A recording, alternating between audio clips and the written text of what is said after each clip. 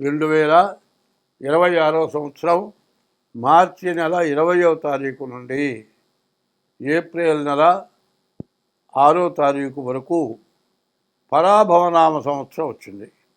ఈ పరాభవనామ సంవత్సరం ఈ సంవత్సర ఫలితాలు చెప్పుకుందాం. మరి ఈ రాశి యొక్క ఫలితాలు ఎట్లా ఉన్నాయి? ఏకాదశం 11వ రాశి కుంభరాశి. ఈ కుంభరాశికి 6 సంవత్సరాలు ఏలినాటి శని జరిగిపోయింది. ఇంకా సంవత్సరం మాత్రం ఏలినాటి శని ద్వితీయ భాగం ఉంది. ద్వితీయంలో ఉన్న శని ధనాధిపతి. మీ అప్పులు తీరుస్తాడు, అప్పులు తీరిపోతాయి.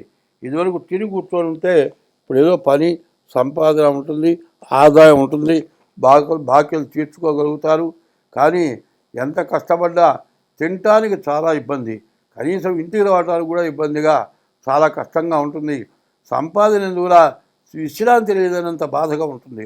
కానీ ఈ రాశి వాళ్ళు చాలా మంచి రోజులు వచ్చినాయి, బయటపడటానికి చాలా మంచి రోజులు వచ్చాయి. ఇంకొక సంవత్సరంన్నర అయితే మీకు ఎదురంటూ లేదు. ఇంతకుముందు మీరు పడ్డ బాధలు అనుభవం అనేది చాలా ఉంటుంది. రూపాయి విలువ తెలుస్తుంది. అంతకుముందు ఎట్లా పెడితే అట్లా ఖర్చు పెట్టుంటారు. ఇప్పుడు మాత్రం ప్రతి రూపాయిని జాగ్రత్త చేసుకొని జాగ్రత్త పడే లక్షణాలు బాగా ఉంటాయి. ఈ రాశి వాళ్ళకి చెప్పాలి అంటే గురువు బాగున్నాడు, శని బాగున్నాడు, శుక్రుడు బాగున్నాడు. శని, శుక్రుడు, గురువు విద్య, ఉద్యోగం, విదేశీయానం బాగుంటుంది. భార్య అనుకూలమవుతుంది. శని ద్వితీయంలో ఉన్నాడు. శని వల్ల ధనం కాపాడబడుతుంది. వచ్చిన ధనాన్ని బాకీలు తీరుస్తారు.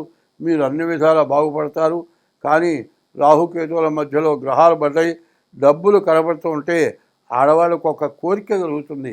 ఏమిటంటే కనీసం ఇన్నాళ్ళ నుంచి చాలా కష్టపడ్డాం, ఒక్క చీరన్నా కొనుక్కోలేదు, లేకపోతే ఒక వస్తువున్నా కొనుక్కోలేదు అనేటువంటి ఆశ వల్ల వాళ్ళు అసంతృప్తిగా పడే లక్షణాలు బాగా ఎక్కువగా కనబడుతున్నాయి.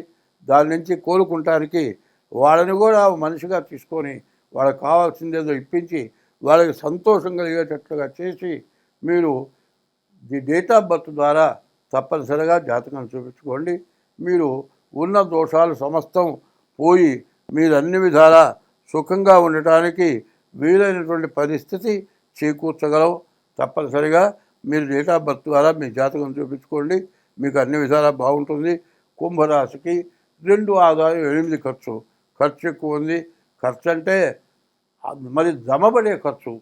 ఇదివరకేమో దండగమారి ఖర్చు, ఇప్పుడు బాకీలు తెచ్చి బయటపడే ఖర్చు. కాబట్టి కష్టం ఉంటుంది కానీ బాకీలు చేస్తాయి. మరి మీరు సుఖంగా ఉండాలి అంటే ముందు డేట్ ఆఫ్ బర్త్ ద్వారా జాతకం చూపించుకోండి. స్వస్తి. 26వ సంవత్సరం మార్చి నుండి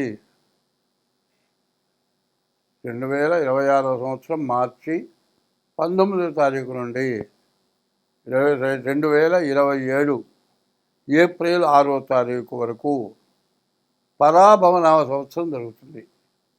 ఈ పరాభవనామ సంవత్సరంలో 6వ రాశి కన్యారాశి. 5 రాశులు అయిపోయినాయి. 6వ రాశి కన్యారాశి ఫలితాలు చెప్పుకుందాం. ఈ కన్యారాశికి బుధుడు అధిపతి. బుధుడు బాగున్నాడు, కుజుడు బాగున్నాడు, రాహు బాగున్నాడు.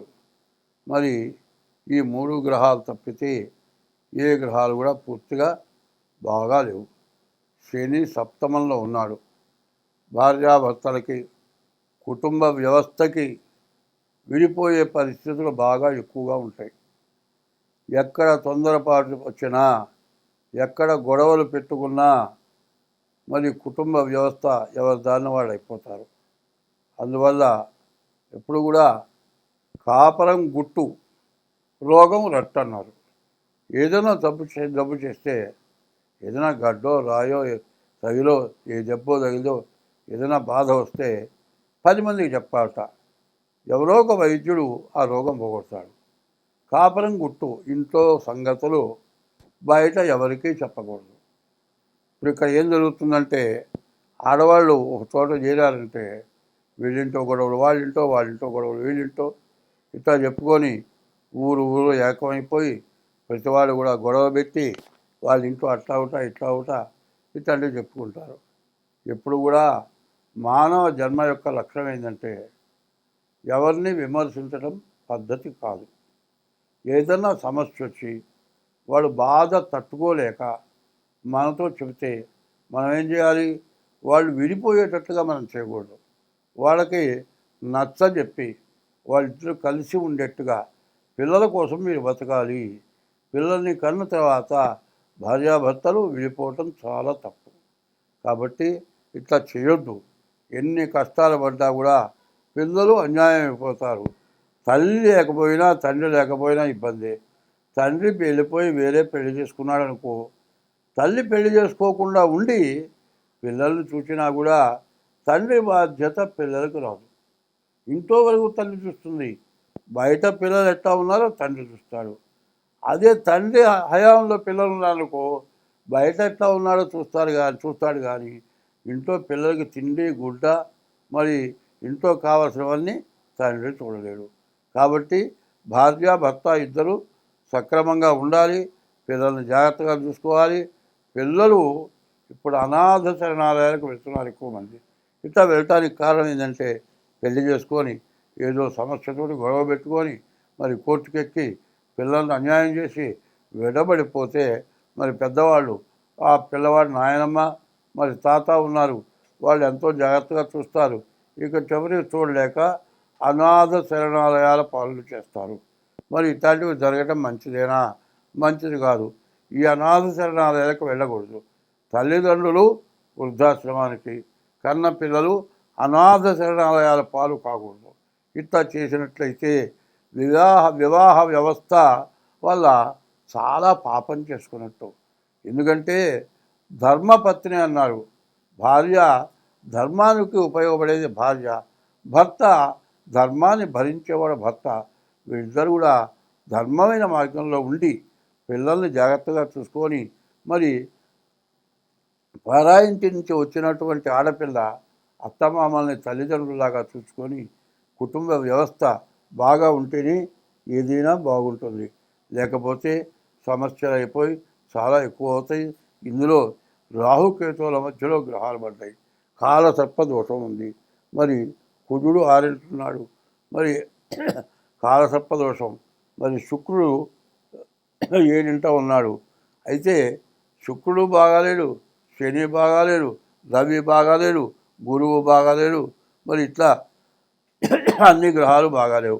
ఉన్న వాటిలో 3 గ్రహాలే, కుజుడు బుధుడు రాహు. ఈ 3 గ్రహాలు తప్పితే ఏ గ్రహాలు కూడా బాగాలేవు. దీనివల్ల చాలా సమస్యలు చాలా ఇబ్బందులు ఉన్నాయి. కాబట్టి ఎంత జాగ్రత్త పడితే అంత మంచిది. ఏదో ఎట్లా పోతుంది అని ఆలోచన చేయటం కాదు. ఈ సంవత్సరంలో మరి 2026 మరి మార్చి 19 లోపలే నేను చెప్పింది వినగానే డేట్ ఆఫ్ బర్త్ ద్వారా కానీ హస్తసాముద్రిక ద్వారా కానీ మీ జాతకం చూపించుకుంటే ఎందువల్ల మీరు ఇబ్బంది పడుతున్నారు, ఏం చేస్తే మీ బాధలు పోతాయి అన్ని వివరంగా చెప్పడం జరుగుతుంది. మీరు సుఖంగా ఆనందంగా ఉండగలుగుతారు. అట్లా కావాలనుకుంటే మా ఫోన్ నెంబర్ ఉంది 6300061241.